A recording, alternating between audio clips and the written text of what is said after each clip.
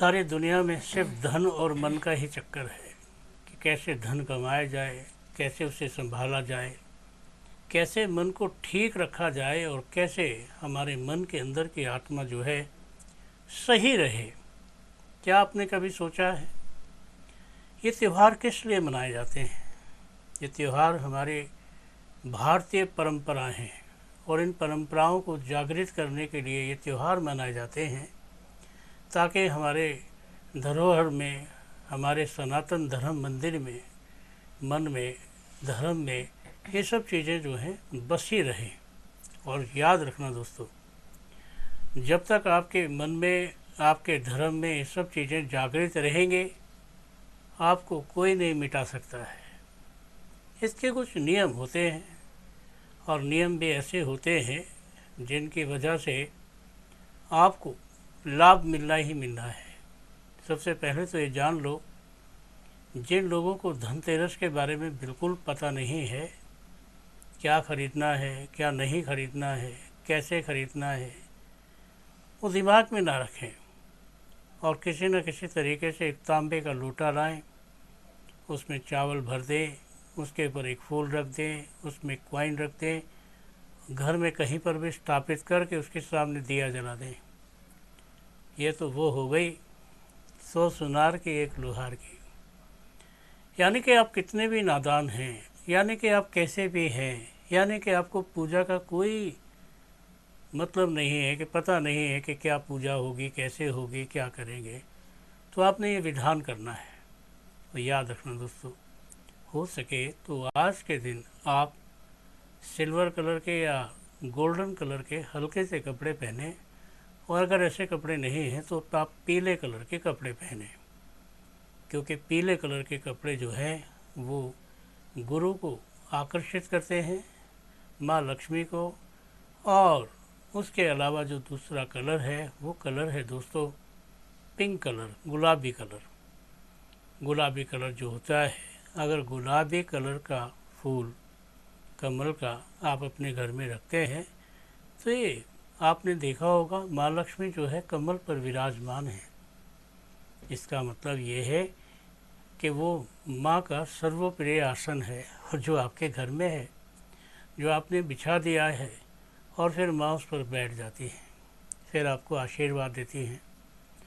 जिन लोगों के घर में माँ आते हैं उनके घर में बहुत सारे शुभ और अशुभ ऐसे चिन्ह पाए जाते हैं जिनको देखकर पता लगता है कि आपके घर में माँ लक्ष्मी आ गई है।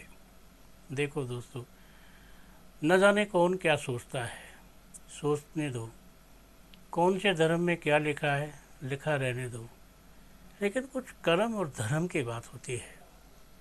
अगर आपके घर पर तोता आके बैठ जाता है तो देख लो, आपके घर में माँ लक्ष्मी ज़रूर आएंगी। गौरैया चिड़िया आकर बैठती है तो माँ लक्ष्मी ज़रूर आएंगी।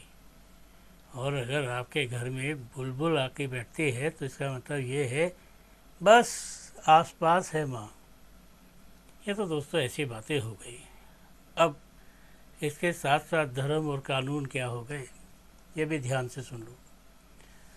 आपने दोस्तों क्या करना है कि अगर आपके घर पर कोई भी व्यक्ति साधु है, कोई संत है, कोई कुछ भी है, और आपके घर पर आता है और खड़ा होता है और कुछ मांगता है, तो आपने उसको देना ज़रूर है। अगर आप उसको कुछ न कुछ देंगे और संभव से आपके पास देने के लिए कुछ नहीं है, पैसे नहीं हैं, कोई कपड़ा दे दें, कपड़ा नहीं दे सकते, कुछ खाने को दे दें, कुछ खाने को ऐसा दें झूठा ना हो। यदि आपके घर के द्वार पर गाय आती है और ऐसे ही आती है और आप उसको कुछ खाने को देते हैं, तो ये धन के स्रोत हैं, धन खुलने के स्रोत हैं। आपके घर में आपकी बेटी आती है और बेटी से यदि आप झगड़ा करते हैं तो इसका मतलब है कि माँ आपसे खुश नहीं होगी, और इसका मतलब है कि आपके अंदर संस्कार नहीं है, आपके अंदर सभी तरह के भाव नहीं हैं, अपनेपन का तरीका नहीं है। तो इसका मतलब ये है आपके घर में माँ लक्ष्मी आ भी गई तो आपके यहाँ कभी भी बरकत नहीं रहेगी। किसी न किसी बात को लेकर, किसी न किसी चीज़ को लेकर आपके दिल और दिमाग में परेशानी के भाव छाए रहेंगे। जानते हैं दोस्तों, जब परेशानी के भाव किसी के दिमाग में आते हैं तो काम धंधे वैसे ही ख़त्म हो जाते हैं। आज का ज़माना तो ऐसा है कि दूर दूर तक आप देखो काम धंधे की कहीं तलाश हो रही है, कहीं कोई नौकरी से निकाला जा रहा है, कहीं किसी को बिज़नेस में घाटा हो रहा है। और आजकल तो इतने साइबर फ्रॉड हो रहे हैं कि आप सोच भी नहीं सकते। पता नहीं कौन सा कॉल कब आ जाए और कब मुसीबत का जंजाल खड़ा हो जाए। मैं कहता हूँ कि बहुत सारी चीज़ों से आप बचे हैं। जेब में पैसा नहीं है, मोबाइल में तो है, मोबाइल में नहीं है तो आधार कार्ड में तो है, लेकिन इसकी लूट करने वालों का दिमाग बहुत तेज़ है। जब तक आप सोच पाते हैं तब तक तो आपका बैंक खाली हो जाता है। इसलिए दोस्तों याद रखें कि विश्वास वाले लोगों पर विश्वास करें, और जो बात आपकी समझ में नहीं आ रही है और कोई समझा रहा है तो ज़्यादा विद्वान बनने की कोशिश ना करें समझने की कोशिश, छोड़ दें उस बात को। और दोस्तों एक सबसे बड़ी बात है, अगर आप अपने घर में अपनी पत्नी से झगड़ा करते हैं या अपने बच्चों से झगड़ा करते हैं या उनको किसी भी प्रकार से दंडित करते हैं तो कहा यह जाता है माता पिता भगवान स्वरूप होते हैं। लेकिन उसके विपरीत भी है कि अगर उनकी दुआ ना लगे, उनकी बद्दुआ लग जाए तो फिर आप चैन की नींद नहीं सो सकते हैं।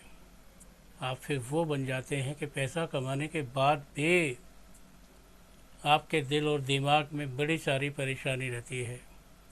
आप सोचते रहते हैं कहीं छापा न पड़ जाए, ईडी का टैक्स ना लग जाए, ये ना हो जाए, वो ना हो जाए। दुनिया भर की परेशानी आपके दिमाग को परेशान करती रहती है। याद रखें दोस्तों, सबसे बड़ी बात है कि आपके घर के अंदर बरकत नहीं है। हर दूसरे घर की ये कहानी है कि उसके घर में बरकत नहीं है। और बरकत क्यों नहीं है इसे भी तो देखना ज़रूरी है। कोई गुटखा खाता है, कोई शराब पीता है, कोई ज़रूरत से ज़्यादा मांस लेता है, कोई ज़रूरत से ज़्यादा सोता है, कोई घर के अंदर ज़रूरत से ज़्यादा बदतमीजियाँ करता है। फिर बरकत कैसे आएगी? फिर आपके यहाँ बरकत नहीं आएगी। फिर तो आपके यहाँ पर कुछ ना कुछ ख़राब हो जाएगा, मामला बिगड़ जाएगा। और मामला जब बिगड़ जाएगा तो फिर आप उसके लिए उचित नहीं रहेंगे। छोटा सा उपाय है, घर में गाड़ी आई है, छोटे से बच्चे को या अपने घर की बहू बेटी को आप उसको बोलो कि तांबे के लोटे से या किसी भी पवित्र बर्तन से उसके टायरों पर पानी डलवाएं और उसे दक्षिणा दें। हो गया मुहूर्त, बढ़िया वाला मुहूर्त है ये। आपको हमेशा डर रहता है कि पता नहीं क्या अच्छा होगा, क्या बुरा होगा। भय को दूर कर दें। भय आपका नाश कर देगा, भय आपको बर्बाद कर देगा। अपने मकान में, जिसका मकान है उसने सिंदूर से, केसर से, हल्दी से एक स्वास्तिक बनाना है, राइट में एक लेफ्ट में।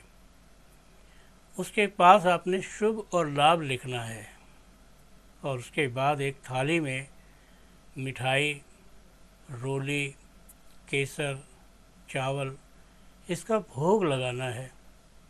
मैं कहता हूँ कैसे आपके घर में बरकत नहीं आएगी? आएगी ही आएगी, क्योंकि जब तक आप अपने घर के आंगन में किसी के स्वागत की तैयारी नहीं करेंगे, स्वागत कैसे हो जाएगा दोस्तों? आप चाहते हैं कि आपके घर में स्वागत हो, आप घर के आंगन में तैयारी करें।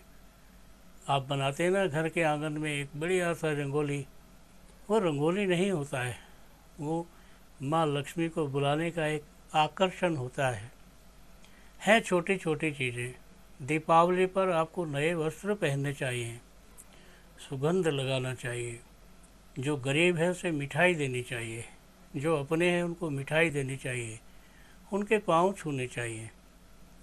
आप किसी के पाँव नहीं छूते हैं, आप आदर करते हैं सिर्फ परमात्माओं का।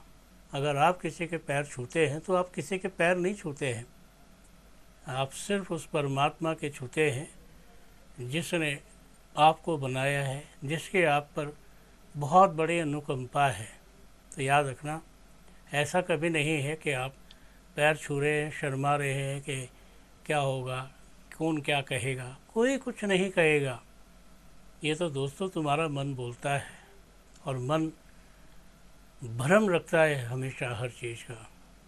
अगर आप भ्रम से जीना चाहेंगे फिर आपके जीवन में कुछ भी स्पष्ट नहीं होगा, सभी कुछ भ्रमित हो जाएगा।